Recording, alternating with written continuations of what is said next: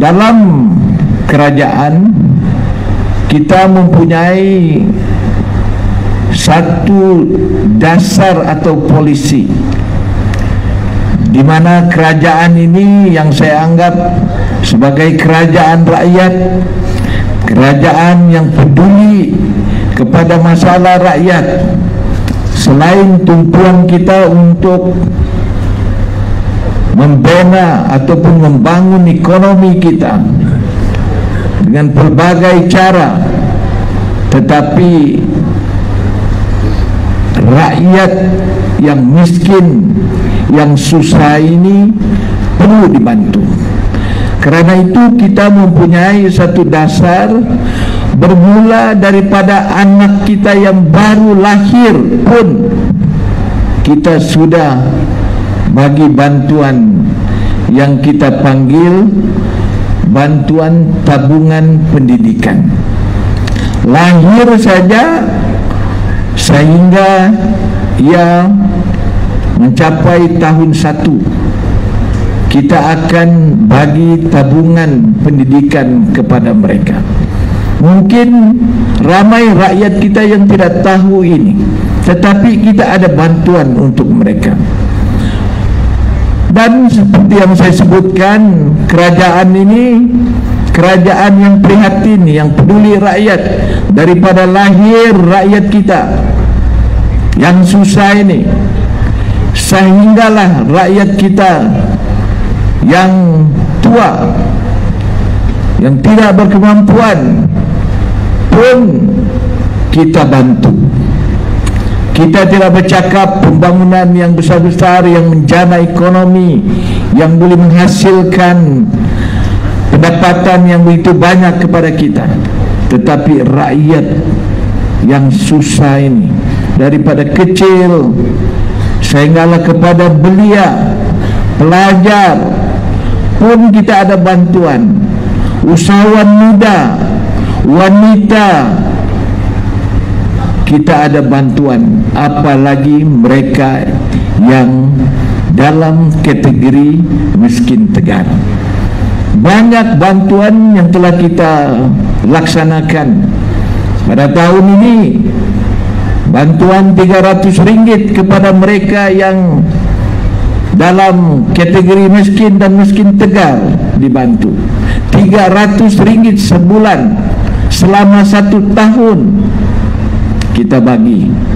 InsyaAllah kalau kerajaan ini terus memerintah selepas pilihan raya ini, tahun depan kita akan teruskan program bantuan kepada rakyat yang susah ini. Itu kepada mereka yang susah.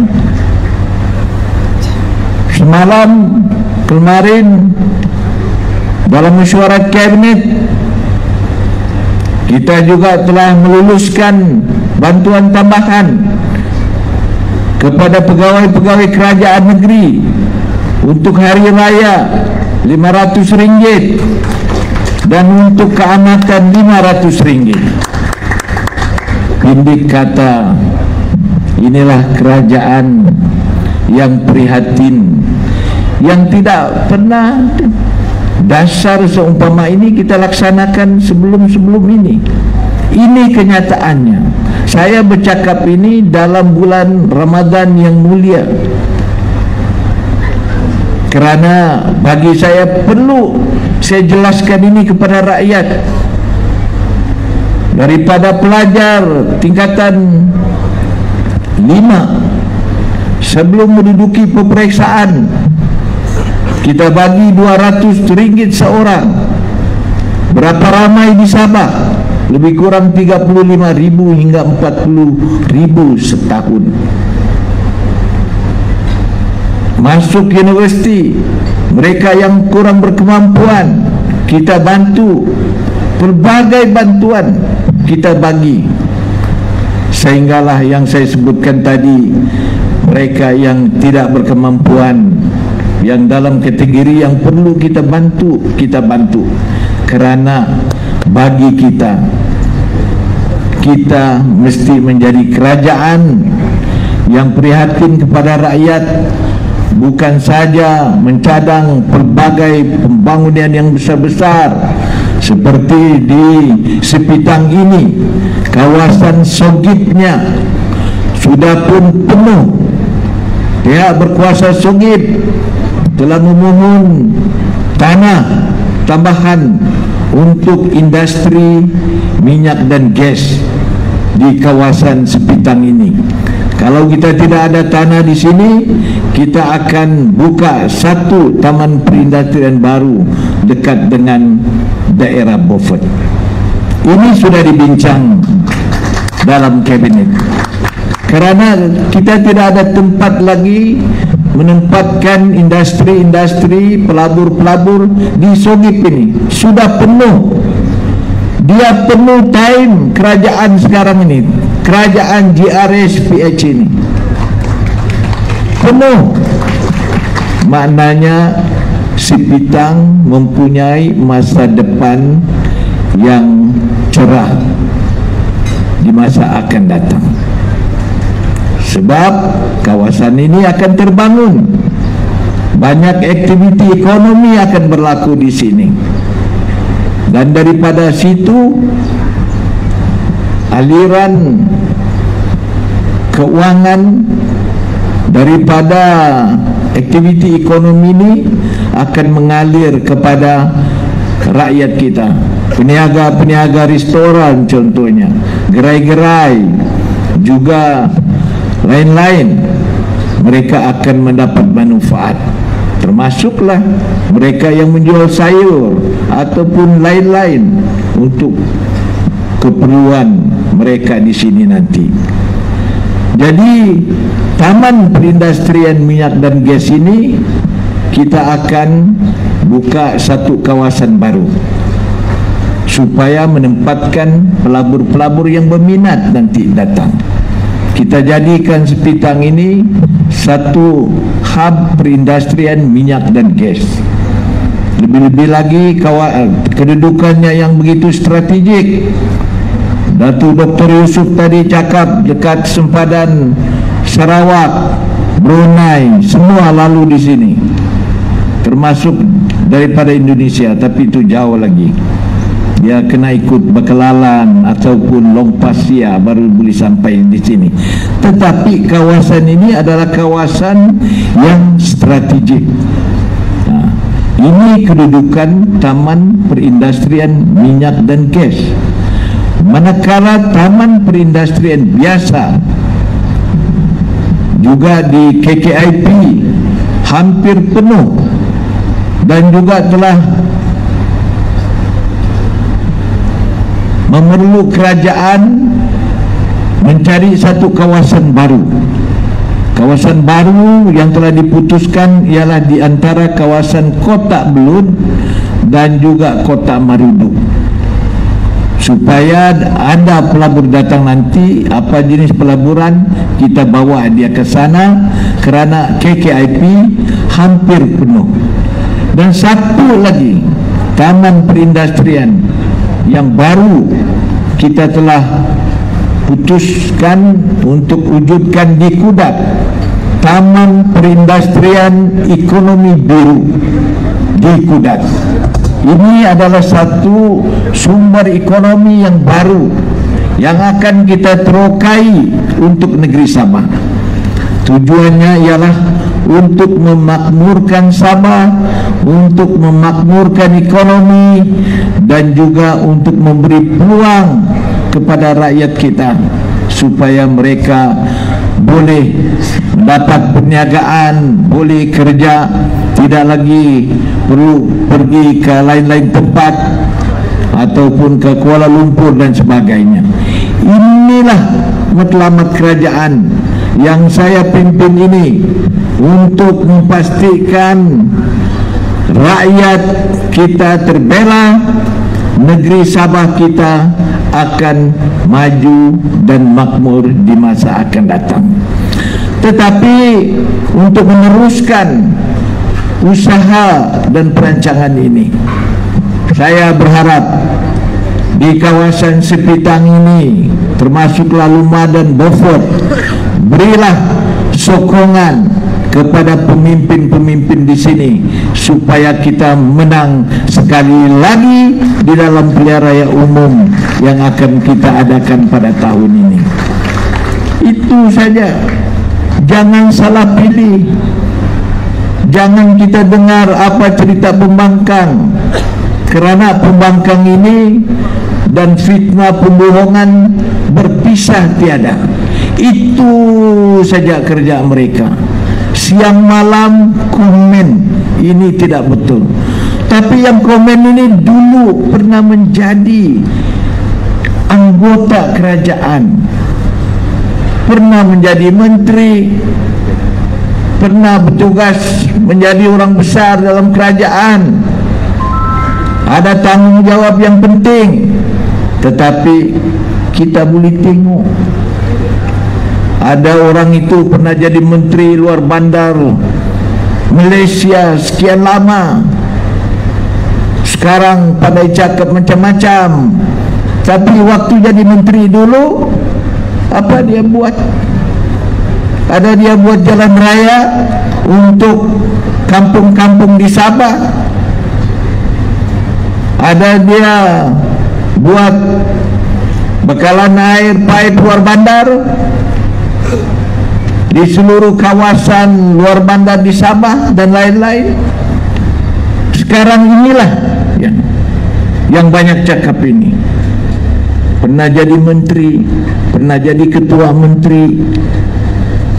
Semasa jadi ketua menteri 2 tahun setengah, apa perancangan pun tidak ada. Ialah kita tahu 2 tahun setengah tidak lama, tapi mesti ada perancangan.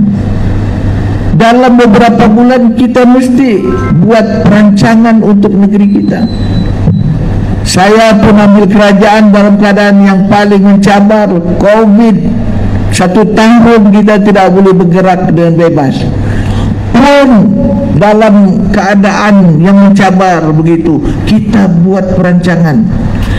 Kita perkenalkan halat tuju kita, Sabah Maju Jaya. Inilah